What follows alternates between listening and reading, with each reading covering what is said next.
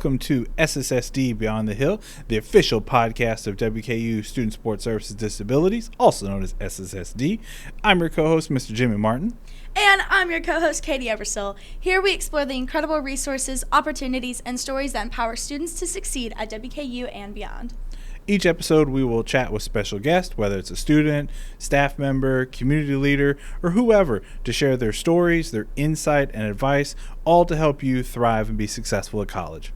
Whether you're looking for tips to navigate college, learn about campus support, or hear stories of perseverance, we've got you covered. And special shout out to our producer, Miss Ella Galvin, who's making all this possible behind the scenes. Shout out, Ella. We're so glad you're here. Now let's dive in.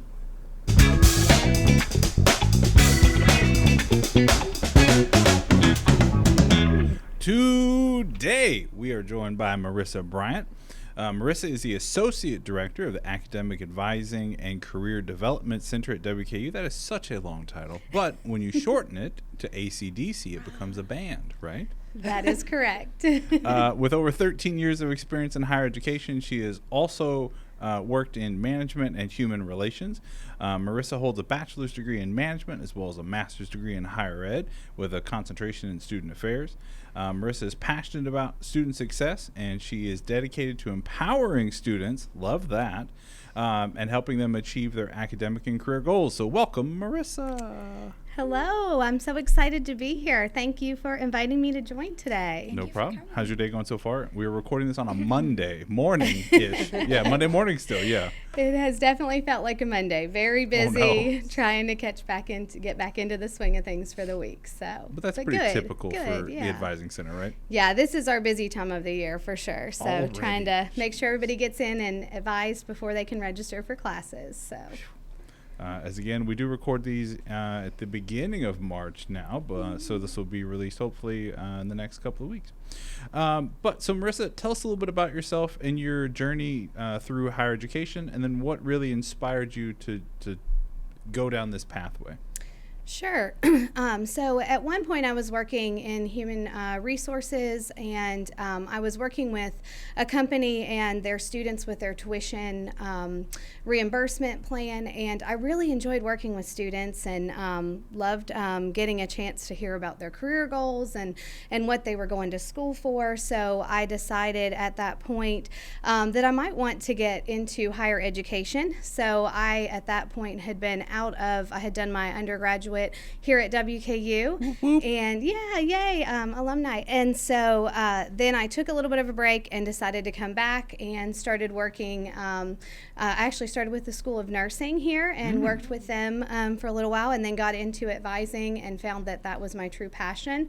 I love to help people reach their goals. I love to see their successes, and also just be there for them during the journey and help them along their way when they face some challenges, and try to help problem solve with them and give them options. So I really enjoyed that, and decided that I would go back, get my master's in student affairs, higher education, and then that's kind of where my path led. I've been in advising ever since, working as an academic advisor, then a senior advisor, and now the associate director of academic advising. Wow, here. so you really climbed the ladder. Yes, definitely. I So- have seen all the path up from being a student all the way now to the role I'm in today. Master's from WKU? I do have my master's degree There you here go. as well. Awesome. Two-time?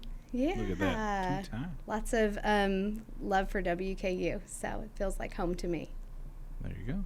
Yeah, definitely. So you kind of talk about how we got to academic advising. So you've been here for 13 years, I'd say? Yes, Okay, I awesome. started in 2011. Oh, So wow, that's yeah, awesome. sometimes the years run together, but Yeah, for sure. definitely for a What while. has kept you passionate, and what's kept you really want to stay here? Obviously that's a good amount of time. So what's made you want to stay here for that? Sure. I love working with students. That's my number one. I get a lot of joy out of that. I enjoy the relationship building and getting to know students and see their journey, as I mentioned before.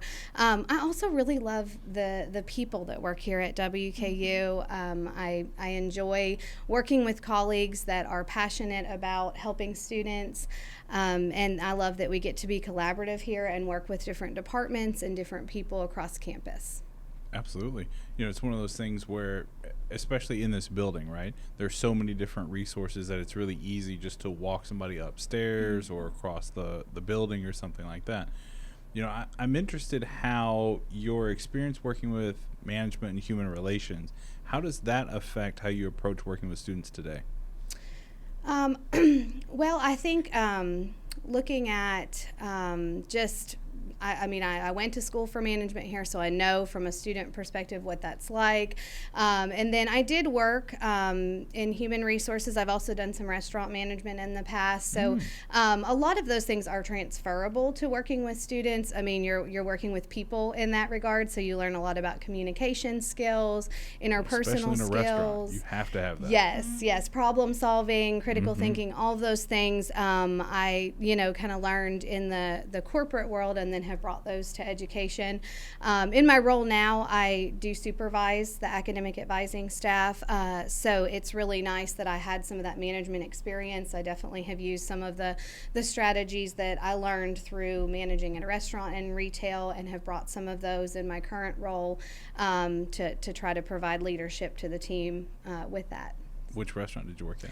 I worked at CC's Pizza. Hey! Yeah, definitely. I did that CC's. the end of my Worked college, immediately. and then for several years after I graduated. So, yes. Yeah, it was always good to have like the fresh buffet and stuff like that. Yeah. I love Cece, sorry. We're over dreaming about lunch already. I know. Now everybody will be hungry, but Well, that's how it goes you did anytime you just bring eat up pizza. food. Yeah, I did just have Was pizza. it Cece's so. Pizza? No. No. Cece's sponsor us so Ella can get some Cece's Pizza. CC's, let's go. There we go. So what have been some of the biggest challenges and some of the biggest rewards in your role here? Yes. So obviously rewards, just seeing so many students, get to that point where they're able to graduate, and seeing so many students just get excited about different opportunities along the way. Even on their path, they have very cool internship experiences that they sometimes will come and tell me about, or they went on a great study abroad and came back to tell me about it. So I think it's definitely the rewards are hearing those stories from students and hearing their successes, and just kind of seeing the university continue to grow, and continue to do things that help students has been cool to see, and meet so many people while I was here, while I've been here. For challenges, I think it's always challenging when you can't help a student with something that they're going through. Yeah. I think that's the hardest thing is there's only so much we can do, and we have some great resources and I can refer, and sometimes students will take advantage of those resources and things get better. Sometimes they take advantage and it doesn't get better sometimes for them, because it's just life and it's hard sometimes. So I think that's the challenges I see is just whenever students are unable to reach their goal for whatever reason, that whatever challenges or obstacles end up being in their way. Yeah, and I think that's something, again, a lot of advisors will face is they hear about everything, right? Because when they get that chance to talk to their advisor, as a former advisor, I never knew what was going to come out of their mouth, right? Whether it was going to be like, but it's a different kind of relation as a coach versus being like an actual academic advisor, right? It could be like, hey, I just broke up with my partner, all the way to I'm broke, I'm poor, I have nowhere to live, nobody likes me, what am I going to do now? It is such a dichotomy of different types of, I almost said a dirty word, stuff that the students will come up and talk to an advisor about. And I think that's why it's really important to have really good relations with the students, right? Yeah, definitely. If we don't build that trust, then they won't share those things, and you are correct. It is, you can't plan for a meeting because you don't know what someone has on their mind. You don't know what they're dealing with, what they're facing. However, if you don't build that trust, they're not going to share any of that with you. So that's why it's really important to take that time as an advisor and build that trust and show that you care about the students and you care about their success and you really do want to help them through those challenges, so that then they do feel like it's safe to share those things with you, and they know that you are not going to, that it's going to be a judgment-free zone where you're going to truly try to work with them to come up with options for resources and things that they might be able to do to help them with whatever situation they're going through. But yeah, it really does range from, you just never know what they're dealing with. Obviously we hear, things about, if they're having a disagreement with their roommate over something, as well as, a breakup, or sometimes it's that they're not doing well in a class, or, it could be which personal, is a lot academic, of the conversation and stuff like that. Yeah, so it is really just kind of figuring out what does that student need in that moment and how can we help them. Yeah, so you mentioned building trust. That's one of the key components to that relationship. What are other components to your advising philosophy that you hope to impart down to the other advisors? Sure. So I would definitely say being up to date. I always tell our advising staff to try to stay up to date with any kind of university policies, because those are a lot of the things that we may need to suggest to students depending on situations, withdrawal policies, academic renewal, all the different policies that we offer at WKU, as well as dates for different things happening through the semester, so they can make sure students are taking advantage of opportunities and not missing deadlines for things. I would also say curriculum information is really important, staying up to date on any changes. We have senior advisors that specifically work with each of the academic colleges for that specific reason of making sure that they have a relationship with them, and so that way we can get information when there are changes to curriculum and then relay those to students. It can be really complicated, so we need, I always tell them, make sure you're checking and using the tools that are provided, the DegreeWorks audit, DegreeWorks plans, the undergraduate course catalog, all of those things, websites and other things that we have that are available to help us to advise students on the curriculum piece. I think empathy is a big one. Having those, being empathetic and realizing that students are going through a lot, and we need to, try to be empathetic and caring in their situation and not judge them for what they're going through. Other things with advising strategy, try to stay on task with the question. I get off track sometimes. I think flexible too, as we mentioned, you never know what a student's going to say. I mean, planning is nice. You do need to kind of plan out what you're going to talk about, so you make sure that you have a plan for the meeting, but also having that flexibility of realizing, if a student is dealing with something, major, they may not even want to talk about classes. They may just be there to share what's going on in a safe space, and maybe have a chance to get connected with some other resources that could help them through that. And then it may be a follow-up appointment where later you discuss classes, so or major, or whatever it is they originally set up the appointment for. So a lot of it is using judgment. I think that's a big part of advising, is using judgment and making sure in that moment that you are not in that routine, because we see so many students. I always tell the advising team, make sure that you are present in that moment with 100%. Those students. You have to be. And that you're not so worried about just getting through the appointments, but that you're actually truly trying to listen to the student and help connect them to opportunities on campus as well as resources, and that you're just taking that time to build that trust. So. Yeah, and I have some follow-up questions later on about like the advisor's role, but that's a lot. In short, that's a lot for one 15-20 minute conversation, especially at busy times of the year, right?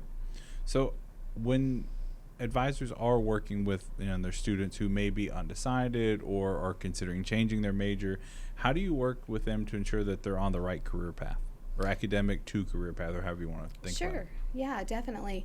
Well, first I think is asking some open-ended questions, taking the time to learn what are their career goals, what are Right. they hoping to be able to do when they graduate. Is it that they're going to go on to graduate school and try to look for graduate programs? Is it that they're going to be looking to apply for career opportunities, and just kind of talk through some of those. If they're not sure, then we have our career services area, and so a lot of times we will refer them to go ahead and start that conversation and start talking about that so that they know if there's things they need to do while they are here, besides taking classes. Do they need to do an internship? Do they need to have some other hands-on experience? Do they need to do study abroad and those other things to try to be competitive once they graduate for jobs or for graduate school? So that's a big one, is connecting them to our career team. A lot of times if they're undecided for the advising part, we'll look at multiple different paths, because we realize that it's really hard to know sometimes what you want to do, especially if it's working with a student that just graduated high school and they're here, first or second semester. They may not be sure what they want to do for the rest of their life. So we may look at maybe more of a career area or a study area and start taking some classes, see if they like those classes, see if they feel like that's something they're going to enjoy studying, and then later working within that field. So sometimes it's a matter of them just taking a few classes. We try to find classes, though, strategically that would work for multiple different majors that they may be interested if they're considering. Colonnade requirements to try to get them a chance so that they're not just taking classes that aren't going to work for requirements later, but also explaining to them that's part of what college is. Yes, we want you to stay on track for graduating in 4 years, but a lot of our majors do have some open electives. Some of them are a little bit more, specific, like you need to start and finish and take these classes and then these. So, but a lot of them have a little bit more flexibility, and so that helps a little bit. I did want to ask a short clarifying question. Not everybody may know what a colonnade class is. If you can just kind of explain what that is and why WKU has students taking some of those classes. Sure, yeah. So the colonnade is our general education classes. It's a program with several different courses from different areas. Different colleges have courses within the colonnade requirements. Essentially, it is what all students will take if they're obtaining a bachelor's degree here, and it provides that broad knowledge that students need. And so it also is, the courses that they are taking have a lot of the essential skills that employers are looking for when students graduate. So you're going to be doing learning how to write, learning how to speak, how to give presentations, basic math. That quantitative reasoning, thinking through things, critical thinking, problem solving skills, working with other people, working on teams. A lot of those are things that students will learn in the curriculum as far as within their colonnade courses. And for some categories, there's a lot of different options. So as advisors, we try to be strategic with that and help them to pick courses that they're interested in, courses that may align with their career goals, their majors, and help them to choose courses also so that way they are staying on track for that 4-year four-year graduation and not taking additional classes when they don't need to. Yeah, don't want to waste the money or the time and the effort, right? If it's not going to benefit you or if it's not going to meet a requirement or something like that. Yeah, absolutely. Yeah, I really appreciate that you've kind of talked a lot about a lot of the background stuff of working for advising, because I think one of the biggest things people don't really know about student affairs is, like you've said, I mean, there's so much that goes into it. I think it's probably pretty rare that you have a student walk in, they do their 15-minute advising appointment, they leave without saying anything else. And so we've kind of talked a lot about that background stuff. Can you kind of just give us an overview of exactly what ACDC is and what the main services are? Yes, definitely. So the Advising and Career Development Center, we of course have the advising. So here at WKU we do centralized advising. So for most majors, students will have an advisor within the Advising and Career Development Center for probably their average first and second year here. Sometimes, obviously, if they bring in a lot of credits from high school, dual credits, things like that, they might get a faculty advisor or professional advisor within the college sooner. But a lot of students will end up meeting with someone in our department before they would meet with their faculty professional advisor later. So we do the academic advising, and then we also have the career services that we offer as well. With career services, they will do resume review. They bring employers to campus for a number of different events. They will work with students on internships, helping them to, you know, to figure out the search process as far as how to look for internships and how to submit their materials for those.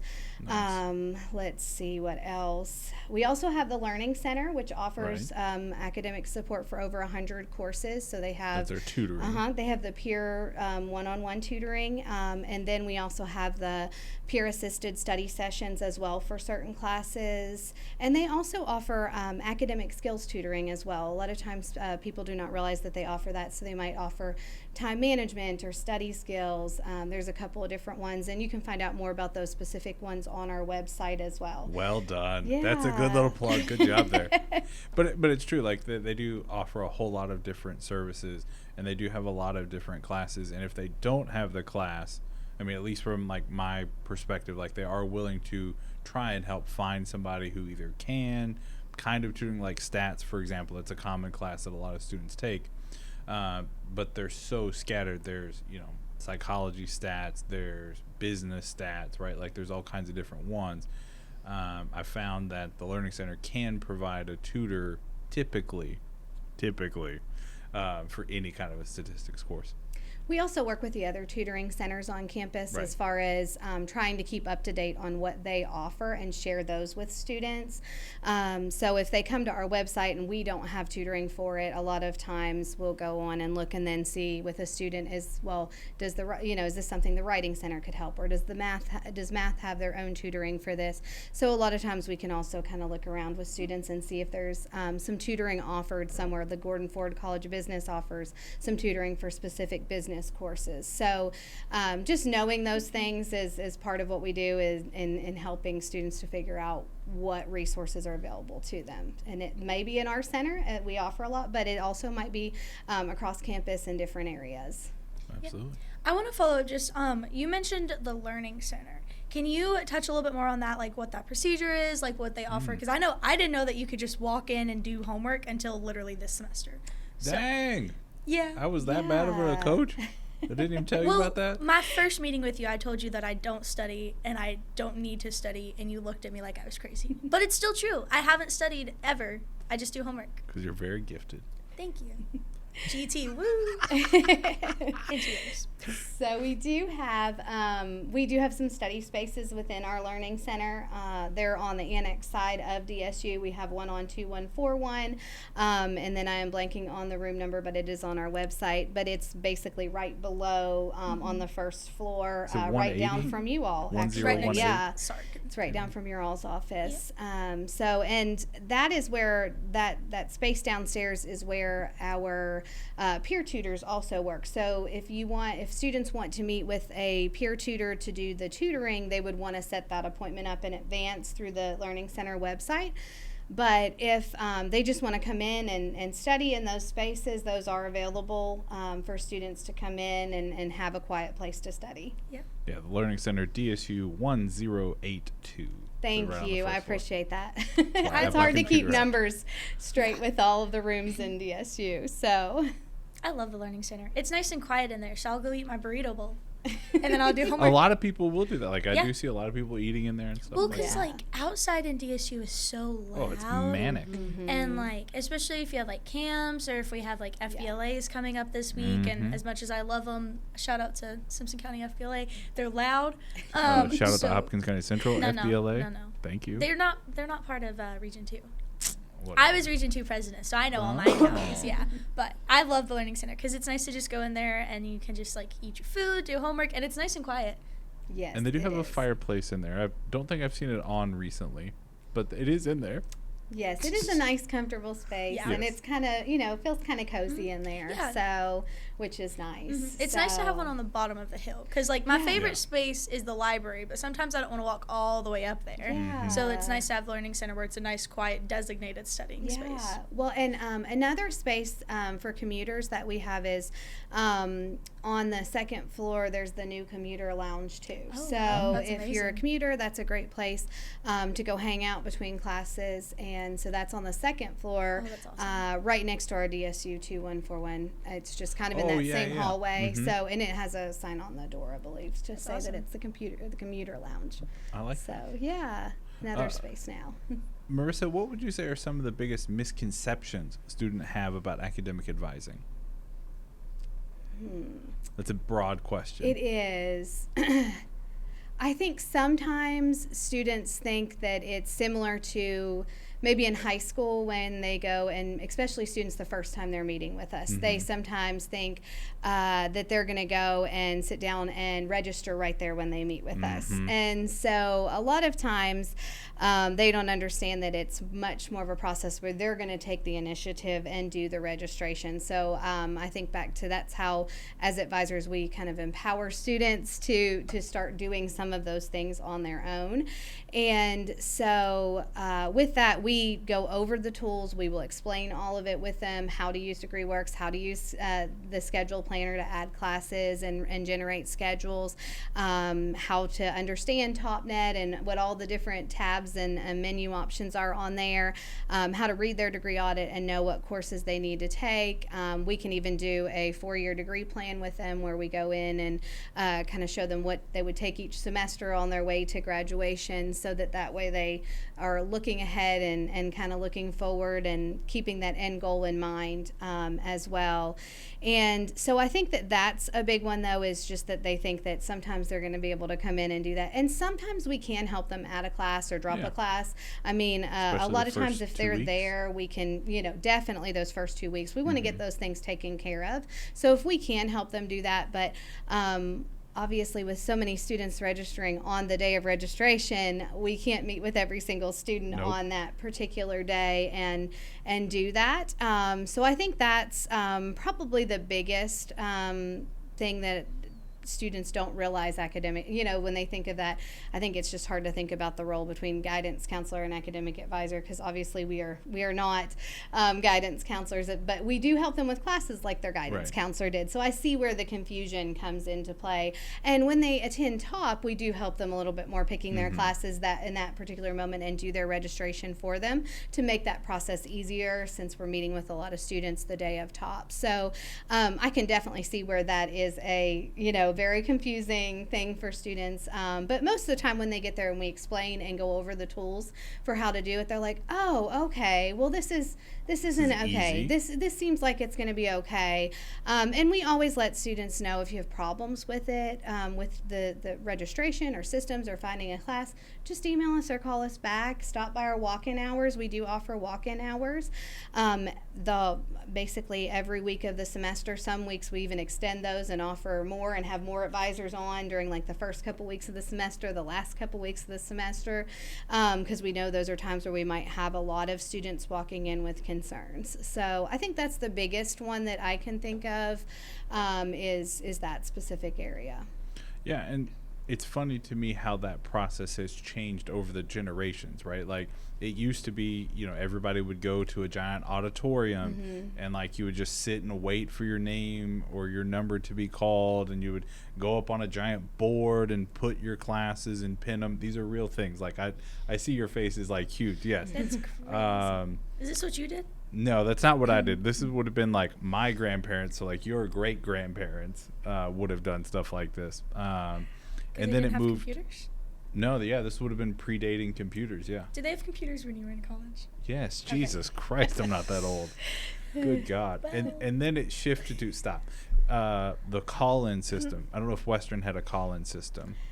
I think they did have one, and I think actually it changed the year before I was a student, because I feel like when I was a freshman was the first year we used the TopNet and actually logged on.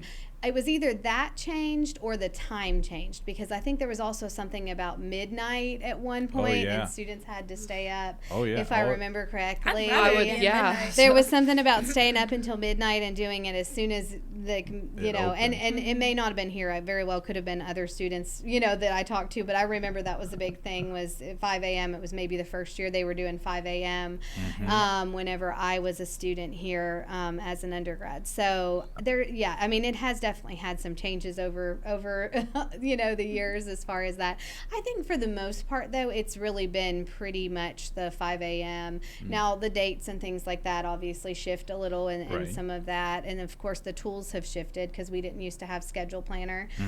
We used to have to go out and manually find all your classes, then type in the CRN numbers in the bottom of the screen on TopNet. I remember doing that whenever I was a student. So the Schedule Planner software is amazing because it really takes a lot of the work away for students. I remember having to create multiple schedules on my own, just going out and looking at each time and writing them down. I'd have papers all over the floor in front of me, and I was like, okay, this is schedule number 1. If that works, this is schedule number 2. And so now with Schedule Planner, it's so much easier. It really is like online shopping. I feel like they send it to a cart, and the next morning you go into your registration cart and you click register, and it's usually is a pretty simple, seamless process. So but I think they should bring back the midnight because 5 a.m. is terrible.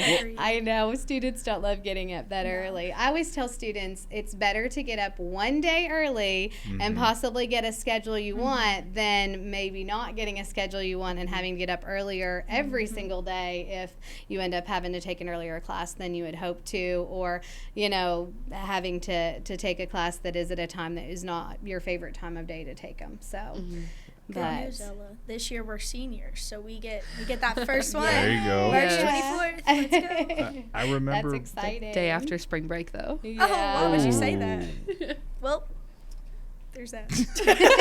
I remember my freshman year at Murray, between fall and spring semester, we did have to call in. So you had to have a landline in your dorm room, and you had to call in, and you put in like your student ID number, and then Is it the spinny one? No, that's but like this is a valid question. Like in our dorms, like how would you have everybody? You have to buy a landline, or did they provide either one? they provided one, or you could bring your own if you couldn't afford one. I definitely brought my own. Yes.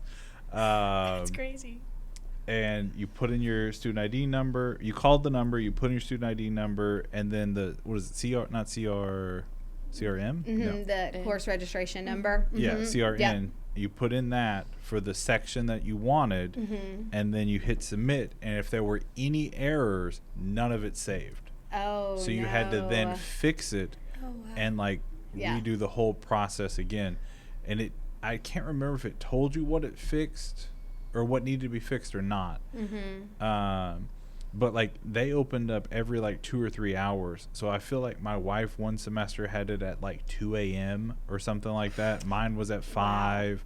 Yeah, just kind of random times throughout the day. So it's good that we have a great system now that, yes, it's one day early, but it works a lot better than it has in the past. Sorry, I've gone way off topic. Can you imagine the little It wasn't a rotary phone. It was just a standard. They still had numbers you pressed. Yes. But I'm just saying, if someone didn't have one of the... Well, what year was this? This would have been probably here. November. Stop it. 2008. Let's play my favorite game. Jimmy, guess how old Ella and I were that year? 10. 4. Oh, wow. I was 4 to 5. 5. That's funny. I love Schedule Planner. Katie, you have the next question. Let's move on. I wanted to talk about Schedule Planner first. Am I going to feel old again? I don't know, maybe, probably. I love Schedule Planner. It's so nice. I literally like to play on it because I add every single class that I'm interested in, and then I go through and I look at the professors and the times, and I get rid of based off of that, and then I figure out my schedule. So by the time it gives me the generate schedule, I only have one option. Yeah. But then you just put in your little shopping cart, you set your alarm for 4:55, connect yourself to the internet, click it, and go back to bed. There you go. Very nice, very nice. get back on track here. So what should students know and kind of like prepare themselves for before meeting with an advisor to make the most of their appointment? Sure. That's a great question. Yeah, that's a really good question. If we have already shown them how to look at DegreeWorks audit, which, most of them should learn their first appointment. So, I understand if they don't get a chance to look at that before and they're not familiar with it. But if, once they know how to use that tool, that would be a great thing for them to go ahead and look at and come up with some courses that they're interested in. I am always really impressed when a student shows up and has an idea of what courses they would like to take, or has some questions about those courses. I think that's really cool to then be able to spend some of that time talking about why that would be a great class for them to take, and how it would meet this requirement or that requirement with it. So that's really helpful if they do that. If they can prepare a list of questions just so they don't forget, and they can, that way I make sure that I answer all their questions, because a lot of times I will, after we go through some stuff, I'll say, do you have any questions for me? And so sometimes even if they can ask some of those on the beginning, we can use that too, when we ask how are things going, and did you just want to talk about classes today, or were there some other things you wanted to discuss? They can go ahead and start sharing those. If they are wanting to change their major, it would be really helpful for them to reach out to their advisor prior to the appointment even, and let them know, I'm considering a major in some, maybe a different area or a different college.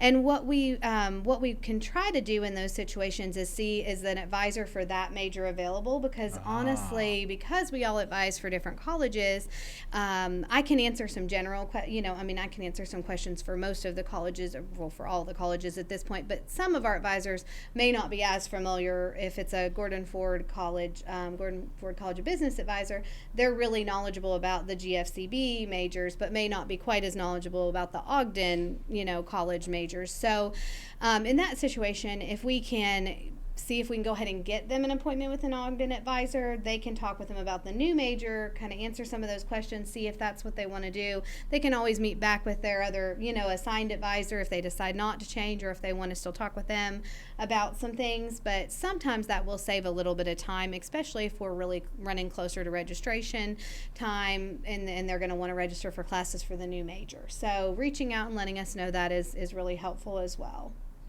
Absolutely. So talking about time savers, right? Let's shift gears a little bit. I want to talk a little bit about like technology, AI, and how academic advising is using those kind of resources, right? So what kind of trends do you see shaping the future of academic advising, and how are you helping WKU be prepared for those changes? Well, we just shifted to the DegreeWorks software a couple of years ago. That was a huge shift for us. But we worked through some things when we first started implementing it. We still continue to meet. I meet with a team from IT and registrar's office every now and then to kind of see, are there updates, are there things that we can add to make that software better for students. So we definitely use a lot of technology. I'll be honest, I am just starting to kind of get into some of the AI stuff. I got you. Just let me know. I mean, I think there's definitely a benefit for advisors to use it with some of our communications that we send out to students to just kind of see, automating some of those and coming up with some messages that are good for students to read as far as related to updates and outreach coming out of our office. So I think that I could definitely see us using that portion, AI for some of that. And who knows? I mean, I think that it's kind of an open area. I think is definitely going to be something that I'm going to have to stay up to date on is those trends in that with AI, because I'm sure that there's a lot of really cool things with that coming down the pipeline. So I really do need to spend a little time this summer, I think, probably diving into that a little bit more and finding out more about it. But I have just started looking at some things, and so far what I've looked at looks really cool. So well, I'm no AI expert by any stretch of the imagination, but I will be happy to come upstairs one day this summer and we can chat all you want. Yeah, that sounds great. I would love to do that. You should be sponsored by AI. ChatGPT, please. I know you got the money. Let's go. Jimmy loves AI. This script may have been 65 to 70% AI written. Okay, very cool. Yeah. So speaking of DegreeWorks that you mentioned, right? We all unanimously seem to really like this product and love the benefits that it has for the student. So How have these tools enhanced the academic experience, and how do you see that structured 4-year degree plan changing in the future? Yeah. Well, I think the audit itself is so much more user-friendly than the old system that we had. Any old system. Yes, yes. It's much more descriptive for students, like with, it really explains a little bit more about what their degree requirements are. It'll say how many hours they have left and what they can choose from, which the other system we used did say that as well, but it wasn't as easy for students to read and understand. Right. We had to give a lot of, okay, well, this means this, whereas the degree work system we do seem to have less questions from students when we're going through that audit than we did previously. So that's really nice, that it's made it a little bit easier for students to understand. With the degree works plans, we try to have those added for students and update them every semester. And I think it's just a really good visual for students to see their path to graduation. It really helps them to visualize what they need to do every semester. It helps them to see how, if they withdraw from a class, where am I going to put that? Because if I don't make up those 3 hours, then I could be off track for graduation. Do I want to take a class in a summer? Do I want to take 18 hours? What semester might be a better semester for me to take 18 hours? Okay, well, this semester I have a statistics course, and I'm not, that's not maybe my strength, so I probably don't want to add it to that semester. But this next semester, I think it might fit in well with these courses. So looking at that and kind of seeing what they take each semester is really helpful.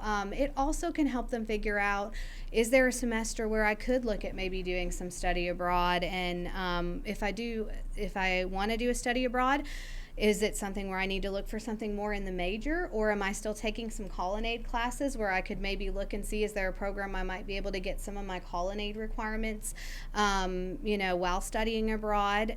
Which is a great use of study abroad, by the way. Yeah, definitely. So trying to think more strategically about, just their plan while they're here and where they want to build in experiences and opportunities, that can really help them to see that. Some of our students that have multiple majors, certificates, minors, it can really be a good tool to kind of show them what they need to take for their major, their minor, their certificates each semester, and where they have space to add in things and whatnot, where they've got elective hours that could be used more strategically for these. Sometimes if I show a student a plan and I'm like, well, if I put these all in for your major, you still need some open electives. You would have 2 electives each semester. And they're like, oh, well, that's a lot of electives. Can I do something with that? Well, yeah, You could look and see, do you want to get a certificate with, 12 hours of those open electives? That would be maybe one of these classes each semester could go towards something else that you can put on your resume and be competitive for positions, career opportunities when you're applying, or just have that certificate to have another skill set. Like you said, and to just better your resume. Yeah. Right? I want to pull back to something you said earlier that relates to the question there. You talked about like the high school model of the guidance counselor, and the student just shows up, they get handed a piece of paper, they said this is what you're taking, and then the guidance counselor hits register. I know that's not what every high school does, but it's pretty common experience across the board, right? Could you ever see a future where a university does something similar to that, to where they just hand the student freshman year, here are your classes, they're pre-scheduled, you're pre-registered, if you make changes, the advising center is over there, but you don't even have to talk to an advisor, something like that? Well, for our topper orientation, the advising team does register the students before they arrive. So but that's a one-time thing. It's a one-time thing. And the reason we do that is because, it is kind of there's a lot going on that day. They're getting a lot of information. It can be a very overwhelming day for students. And if we didn't register them and they just showed up for advising that day, it would take a very long time to get everybody registered. So in that particular situation, we do that for that reason. But we still require them to meet with an advisor even in that situation. We still have them go to the advising, at least meet the advising team or whoever's helping with advising that day, so that way they at least have a chance to go where they could ask questions. And if they did want to make changes, obviously we make all of those changes for students and tell them that they're not locked into this schedule. It's just a way we can build upon it and kind of help them the day of to make it quicker for them. I personally don't see us going to where they would just be pre-registered for a schedule. Good. I think we would always want them to be able to have the flexibility to choose, especially since they have the option to choose within some of those classes and things. I can't imagine that we would go to that system. I think that would be really hard to do something like that and make it happen. I think a lot of students would not enjoy that. So, yeah.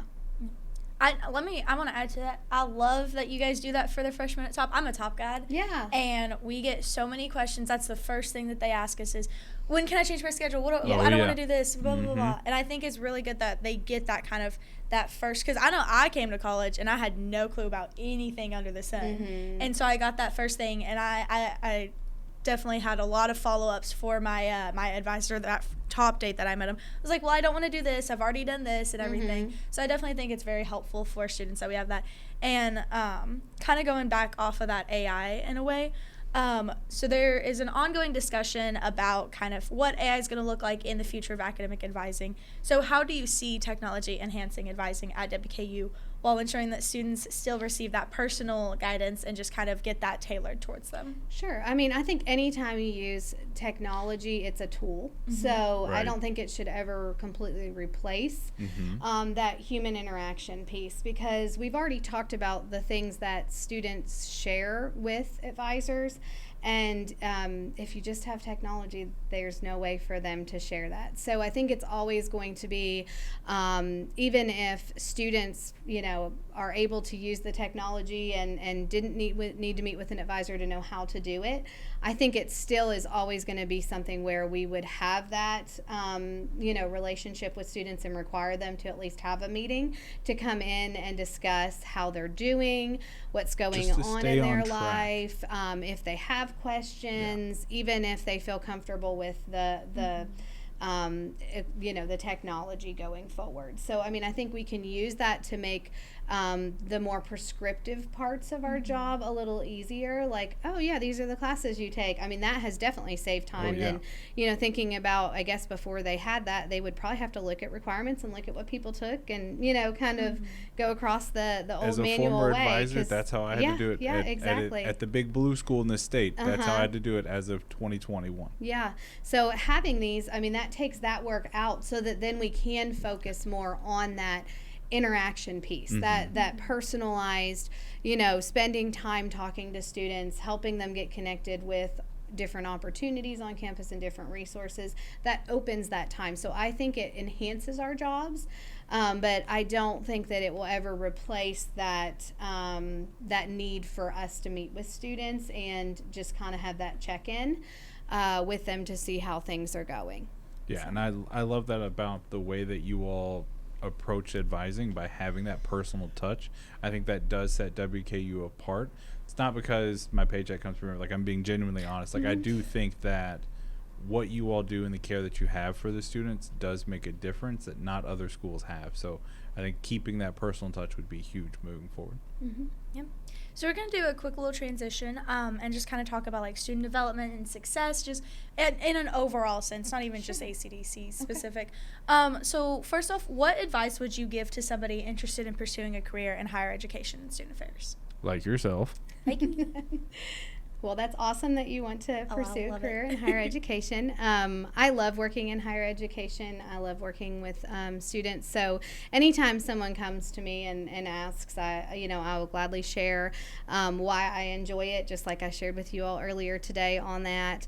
But I think I would just let them know that it can be challenging at times. Sometimes you do feel like you can't solve all the problems that are, continually changing changing even. I mean, there's always change. Things are always changing. A lot of times it's evolving for the better as far as new innovative technology like we've discussed already, or different policies changing to hopefully make it easier for students. But if you can keep up with the changes, then, I think that, it can be a very rewarding field to go into. I think that just you truly do get to see from the moment that students start at WKU to the moment that they graduate, just that growth. You can just see, I mean, it's evident when you meet with a student.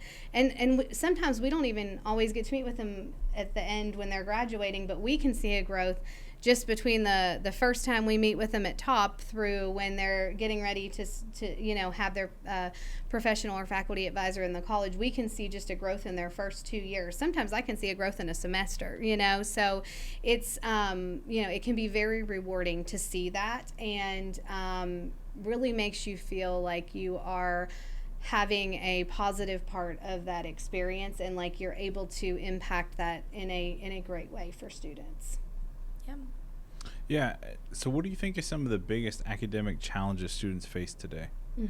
I think definitely that transition from high school to college is, and I think that's something that has been an issue for a long time. I think that's a challenge that students have had for a long time. I remember it was a challenge I had as a student, was just not being fully prepared.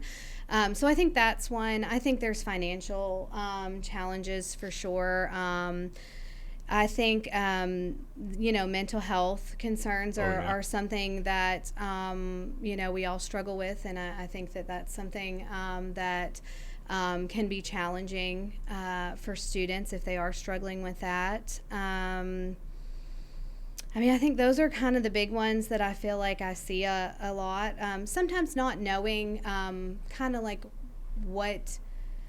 what their end goal is, so it makes it hard for them to stay maybe focused or motivated if we're not sure our why. Sometimes it's hard to keep going and know that we're on the right path. So I think that's sometimes why we have students that may stop out, is, well, I'm spending all this money and all this time, but right. I don't even know if what I want to do, if this is going to be what I want to do someday. And so helping them to find that why is helpful, and just, with all of those things, just helping them to get connected to resources that can help them while they're dealing with academic challenges, or, physical, mental health challenges that they might have, just trying to help them get connected with different resources we have on campus or in the community. Sometimes it's, trying to help them to figure out, if it's not something that we have here, do you have support? Is there something else available? Back home? Yes, and trying to help them to figure that out.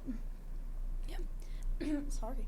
And I think that's a great kind of transition to our next question about, like, students kind of figuring out their why and you guys helping them figure that out. How can students take ownership of their education and just kind of be more proactive in their academic journey?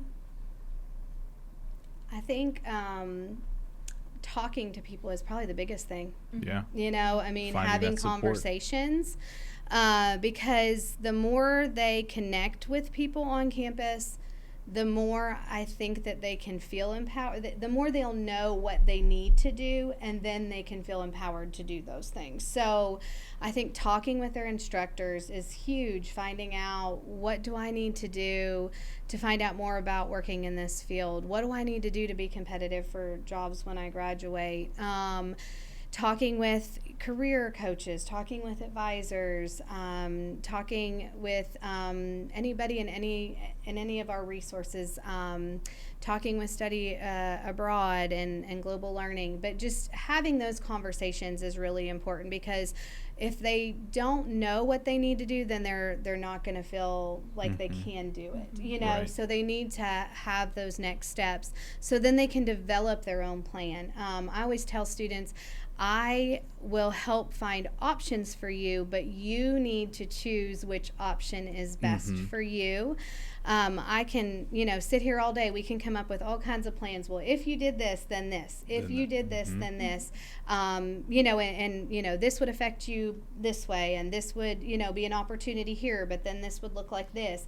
But ultimately, I'm not the one going to those classes. I'm not the one that's going to do that study abroad. I'm not the one that is going to apply for a career opportunity when I graduate and work, in that field full time, when I graduate. So these have to be things that they want. And so a lot of times it is just helping them to come to that. And some of it is by creating those options and plans for them to consider, and then asking them questions. Well, what do you think about these things? Can you see yourself doing this? Do you feel like this would be fulfilling for you? Why? Why would it be fulfilling? And so having them think through some of those things, and then that would, hopefully that can help empower them to make those choices that are going to help them, and then follow those paths. So if you had to give like a step-by-step guide for a student who may be struggling with their major or academically in general, what would be the number one first step that they should take? I would say talk to a career coach, because they could do an assessment. A lot of times if I have students that are like, I have no idea. With career first. I do refer them to career first for sure. Because I think it's important that they kind of have an idea of where they want to go when they graduate, because that's going to help them to know their why. That's probably, the reason that I feel like a lot of them are going to school. Yes, they want to learn, they want to grow, all those wonderful things, but I would think they want to eventually have a job, and a career. So pay back the money. Yeah, exactly. They're going to need to. So I think that that has to be the first, is figuring out what is my plan. Now that plan can evolve. They might decide I want to, do this, and then, as they're taking classes, that might completely change, or it might change to something else within that field as they're taking those things. But I think they need to at least have a direction. So I would refer them to career. And if they don't have a direction at all, we do have the assessment that they can take. It's Stepping Blocks is the name of that. And, Mr. Simpson could tell you more about that, Wayne, in our office. But they could take that as a starting point to generate some ideas. And sometimes it's also we'll look at, well, what do you know you don't want to do? Let's eliminate some things. If they're not sure what they want to do, a lot of times they're sure what they don't want to do. So, or you have the other students who just want to do everything under the sun. Yes, that happens too sometimes. And so it's a matter of helping them to figure out what is a realistic, what can I do? Yes, I want to do all these things. And, how do they figure out, how they narrow that down a little bit to what they compare together. And that's what's great about WKU having so many majors, minors, certificates. And the certificates are great because we have a lot more of those now. And so those are really good to pair with different things because they're less hours than a minor. Right. So a lot of students who maybe didn't have space for, doing a full minor or a full second major are really excited in adding a certificate because it's a less classes, but they can still take some classes in an area they're interested in and have that certification for being competitive when they graduate for certain opportunities. Yeah, absolutely. That's awesome. I know I met with my academic advisor and then had to meet with 3 other academic advisors the same day. Okay. Because I said, well, I want to do this, but I want to do that, but I also want to do this. I think I gave 5 different. So I met with a poli-sci person, a history person, that 2 all different. Makes sense. All of them. So I was like, hey guys. But kind of going into our last question for you today, what final piece of advice would you give to students who want to make a difference here at WKU? I think I would say get involved and look for those opportunities. Get out of your comfort zone, get involved, find some way to connect. You don't want to overextend yourself and get involved with everything because that can be a little bit too much, but pick a couple of things that you enjoy and that's going to help you meet people. It's going to help you to be able to get more out of your experience here as a student. It's going to help you to have more of a chance to impact other students while you're here in a positive way, and build those relationships, which then you will will, hopefully be ones that you'll have your whole life, I mean, Right. a lot of times the friends we make in college are the friends that we continue to keep in touch with for the rest of our lives. And, sometimes those friends lead to opportunities for networking in the future, for opportunities, or, people will think about us and recommend us for things. So you just never know what these relationships will do, to impact your future. And so get involved, meet people, learn from people.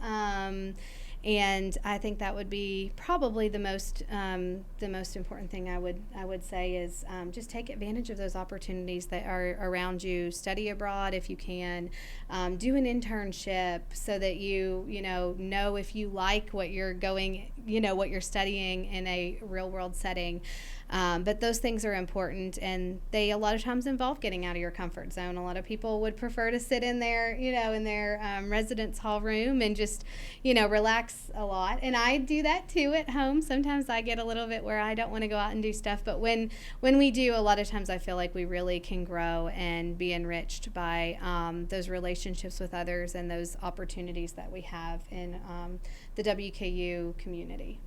Absolutely. And even in the Bowling Green community too. Yeah, definitely. Yeah. Well, and I think also taking that mentor as well, right? Like you talked a lot about friendships and stuff like that, but also like the mentors, the professors that you're working with, and using their networks and their connections, I think all make WKU a great place. So. Definitely. Well, Marrissa, that is all we have for you today. Thank you so much for sitting in with us, and we